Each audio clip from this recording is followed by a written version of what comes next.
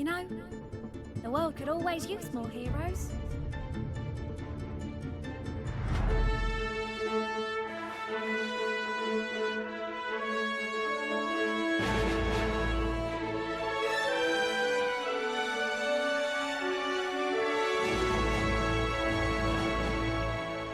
Welcome to From the Fort to the Watch, where we will be covering each class in Team Fortress 2, who they most closely represent in Overwatch, and what differences you should be making in the way you play them. But first, how about a short history lesson? In the 1950s, doctors were your gods, and many people had only one option for a practitioner, an insane German who sees people as his experiments. Other options for healing existed, but ultimately a band of innocent coal workers armed purely for self-defense was highly dependent on their healer for any cuts or bruises. Overhealing, taking someone's health past their standard maximum, was common practice, and turned a doctor's big allies into even bigger bruisers. Can you believe we thought ubercharging and smoking had no side effects on personal health? In the year 2070, there are a few important changes. Overhealing is no longer possible, meaning doctors must focus more on fixing damage to their many allies rather than proactively boosting. And linking up with a single heal target is much less effective, because no one can be turned into a tank just by healing them. Also, there have been many advances in individual healing. As with TF2, fast heroes can escape to health kits across the map, but Reaper, Soldier 76, Tracer, Bastion, Mei, and Roadhog are all mainline fighters capable of healing themselves with their abilities, often able to do so safely mid-combat, and almost always reaching full health. This doesn't mean healers are less valuable, but it does mean knowing which people can take care of themselves will prevent the need to make a suicidal rush to help them. Along the same lines, there are different forms of health.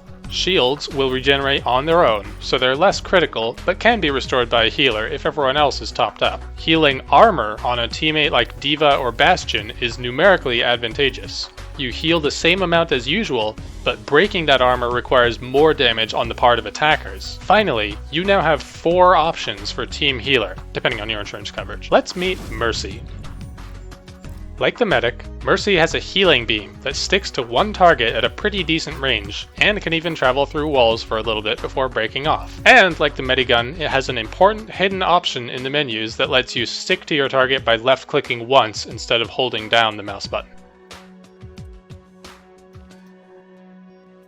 Mercy can choose to damage boost players instead of healing, providing an extra 30% damage to their attacks. The most obvious way to use this is to damage boost when all nearby players are at full health. There are a few occasions when it may make sense to damage boost someone who's not at full health. If the two of you have just entered a close-range combat 2v1 and life or death will be decided in seconds, it may be better to ensure a faster kill before going back to regenerating health. Also, use it if you happen to see a friendly attacker or defender using their ultimate ability, since it's 30% more of that. Medic players shouldn't compare this damage boost to the almighty Kritzkrieg.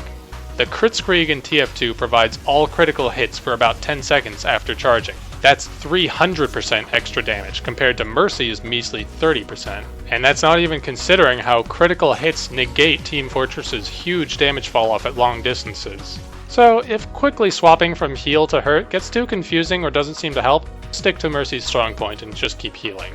Team Fortress has its fair share of sneaky, flanking characters. In Overwatch, these heroes can often come without warning thanks to their movement abilities and a pretty high emphasis on vertical space in many maps. And don't expect a tiny scout to show up behind you. Some of the tanks can sweep past teammates faster than smaller heroes. And since you only have 5 teammates and some will be flanking themselves, the chances of someone catching them before they get behind allied lines is slimmer. So let's go over what you can do to stay out of danger. Like TF2, the healing beam has a generous length, so the easiest way to stay safe is simply ensuring you're out of sight. But be ready to change tactics to something more chaotic. If a flanker like Tracer gets close, practice using Guardian Angel on the farthest teammate right away. The safest target might even be above you, or further towards the enemy team. So stay aware of team positions when you can. In indoor areas, your best bet will be switching to your pistol and aiming at head level. If you can get airborne through map design or any high jumping heroes, Gliding with Mercy's wings keeps you relatively safe from Overwatch's many projectile attacks and closer range fighters. Be aware that the predictable movement pattern may make you vulnerable to longer range fighters like Widowmaker or Bastion. If you're grouped up with a single hero, remember which ones have fast, sudden movement abilities like Winston, D.Va, or Pharah, and be ready for them to use it when exiting a choke point or an indoor area. If you don't reflexively catch up to them using Guardian Angel, you may get left on your own, since they usually have no way of slowing down for you. Finally, if you're only using Guardian Angel to get within healing range of a critical teammate, practice pressing shift a second time mid-flight. This cuts your movement short, usually with a short enough range to start healing them. Otherwise, it may bring you in spitting distance of your target right in the vulnerable spot that put them in the red, and slow you down as you arrive, sometimes making you an easy sniping target. The heavy and medic combo is practically a signature of Team Fortress 2. So, a pair of best buds who bought Overwatch together will likely be looking for the closest point of comparison. Sadly, Overwatch doesn't have any characters with both high health and high overall damage in the style of the heavy or the soldier. Lots of other characters have other advantages like mobility or protection, but never both health and mid-range damage. The closest you might get is either D.Va, whose health is mostly armor, or Roadhog, the tank most focused on getting kills. But remember that glide ability I mentioned? Yep. Among the attackers, Mercy's biggest ally is easily Pharah. You're hardest to hit by most attackers when you're in hard-to-reach high-up spots. Since Overwatch has so many projectile weapons, some of them will need especially good leading to be able to hit you anytime you're in mid-air. Pharah has the tools to keep Mercy flying as long as she is. Remember to switch to damage boost as long as Pharah is at full health. Also, note that you will be just as vulnerable to bullet weapons as Pharah is, so drop fast to cover as soon as you notice an enemy like Widowmaker or Bastion.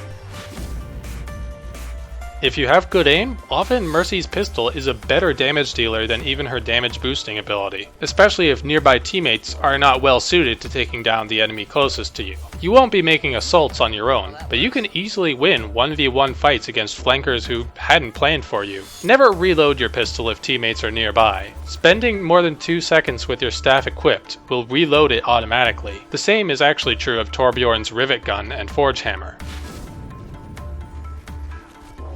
Unlike having an Ubercharge ready, Mercy's ultimate, Resurrect, should be played defensively rather than offensively. Spend less time in the open and don't draw attention to yourself. But if you're planning for an occasion where 2 or 3 of your teammates die, you're pretty likely to be one of them unless you specifically encourage your teammates to make a suicide rush together. Basically, while clutch revivals are cool to watch online, these usually take either careful planning or some luck. In common public games, your ultimate will charge often enough that you shouldn't agonize trying to find a 3-person or even 2-person revive opportunity. Avoid reviving singular teammates who will find themselves surrounded as soon as they come alive, but consider reviving individuals who are in a relatively safe spot and are more key to your offense or defense. Good examples might involve a Reinhardt or a Torbjorn with a turret still active.